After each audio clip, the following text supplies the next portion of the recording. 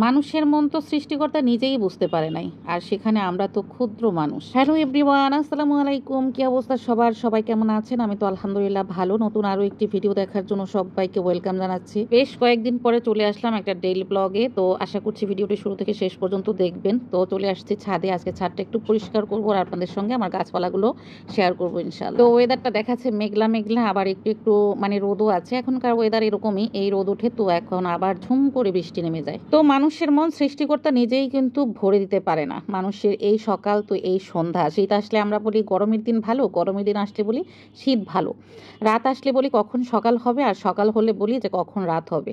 আসলে আমাদের মানে চাহিদা বেশি, আমাদের যতই হয় ততই লাগে, এই আর কি। তো এই দেখেন আপনার আন্দোলন নিয়েই একটা জিনিস দেখেন, কদিন আগেই হলো মানুষ যখনই হলো আমাদের ছাত্ররা যখন আন্দোলন করেছে, যখন নাকি ছেলেদের রক্ত ঝরেছে, যারা এই কোটা আন্দোলনের জন্য শহীদ হয়েছে, তখন কিন্তু মানুষ একটা সময় বলেছে যে এই সরকারের পতন চায়।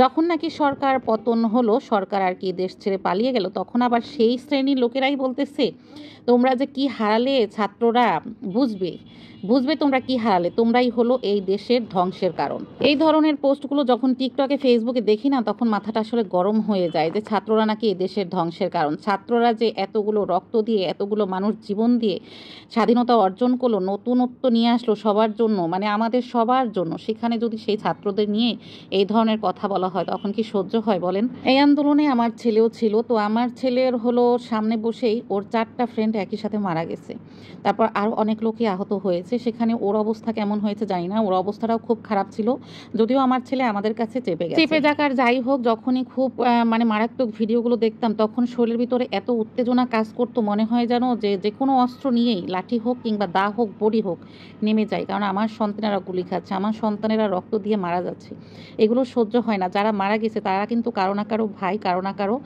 ছেলে। হ্যাঁ, দেশ তো স্বাধীন হলো তাদের জন্যই, এই দেশ স্বাধীন হয়েছে সবারই ভালো, সবার ভালো, কিন্তু যারা হারিয়ে গেছে তাদের কিন্তু আর ফিরে পাওয়া সম্ভব না। যাদের গেছে তারাই একমাত্র বুঝে যে তারা কি হারিয়ে। যাই হোক, এই ধরনের কথাবার্তা থেকে আমরা বিরত থাকি। তো আমি কয়েক জায়গায় একটু কমেন্ট করেছিলাম, পরে আমাকে তো যেই গালিগুলো শুনতে হয়েছে কি আর বলবো। এই ধরনের কথাগুলো দেখলে না আর হলো কোনো ধরনের অ্যাপসে কোনো ধরনের ঢুকতেই ইচ্ছে করছিল না, ভিডিও ছাড়ার মতো মুড একদম হারিয়ে ফেলছিলাম। যাই হোক, আজকে অবশেষে ভিডিও ছাড়তেছি। এই ভিডিওগুলো কিন্তু বেশ কয়েকদিন আগের করা, যদিও এখন আপলোড দিচ্ছি। ঘরে আসার পরে ছোট মাছ হলো শাশুড়ি মা কেটে দিয়েছে, আর এখানে মুরগি কাটিং করা হয়েছে, শাপলা কাটা হয়েছে। আজকে শাপলা চিংড়ি মাছ নারকেল দিয়ে রান্না হবে, আর মুরগির মাংস করা হবে, মাছ ভুনা করা হবে, আর এদিকে ভাত হয়ে গেছে। যাই হোক, ভাতটা হয় নাই তো একটা আপনাদের সঙ্গে কথা শেয়ার করি। আমার এই ভাতের পাতিলটায় মোট 2.5 কেজি চালের ভাত ধরে। তো সেই 2.5 কেজি চালের ভাতের পাতিলে আমি আমার ননাসকে বলেছিলাম যে এই ভাতের পাতিলটা একটু মার বসান। সে শুনে বলল যে আমি কি পারি? হ্যাঁ, সে কিন্তু আমার থেকে বয়সে মাশাআল্লাহ অনেক বড়, আর আমার থেকে অনেক লম্বা চওড়া তরতাজা একজন মানুষ। সেই ভাতের পাতিল দেখিয়ে ভয় পাইছে। তাহলে বলেন যে শ্বশুরবাড়ির মানুষেরা, শ্বশুরবাড়ির ননদেরা সবাই একটু আদরে থাকে, একমাত্র ছেলের বউয়েরাই কিন্তু আদরের থাকে না। তারা কারো কোনো মানুষের মানে কোনো মায়ের পেটে হয় না, তারা হলো রোবট সিস্টেমে হয়, চালু হয়েই হলো শ্বশুরবাড়ি চলে আসে। শাপলাগুলো হলো বসিয়ে দিয়েছি, আর শাপলা খুব দ্রুত গতিতে হয়ে যায়। আর এদিকে আমি ভাতটা দেখতেছিলাম। আমার আবার ভাত নরম হলে আমার পেটে যেতে চায় না, ভাত যদি ঝরঝরা না হয় আমি খেয়ে শান্তি পাই না। যাই হোক, ভাত হয়ে গেছে, ভাতের মার বসিয়ে দিয়েছি। এখানে মুরগির মাংস রান্না করার জন্য সমস্ত মশলা যা যা লাগে সব এক একে দিয়ে আমি মশলাটা কষিয়ে নেব। তারপর হলো এই মাংসটা দিয়েও কষিয়ে নেব। আগে না এই ফার্মের মুরগিগুলো যখনই করা হতো তখন আমি তেলে ভেজে নিয়ে করতাম, কিন্তু এখন কষিয়েই করি। আসলে এতগুলো মাংস ভাজার মতো সময় নাই। যাই হোক, আমি এই মাংস কষানো হয়ে গেছে, সে পর্যায়ে আমান চলে এসেছে। তো ওকে হলো মাংস, শাপলার তরকারি, ভাত দিয়ে দিলাম। আমার ছেলেটা খেয়ে চলে যাবে। আর এদিকে মাংসের ঝোল দিয়ে ঝোল ঝোল রান্না করেছি। ঘরে আসলে জনসংখ্যা অনেক বেশি, একটু ঝোল টোল না হলে এরা কেউ খেতে চায় না। এদিকে শাপলার তরকারি, এই যে মাছ ভুনা, আমি হলো মুরগির মাংস টেবিলে দিয়ে চলে যাচ্ছি লেবু কাটার জন্য।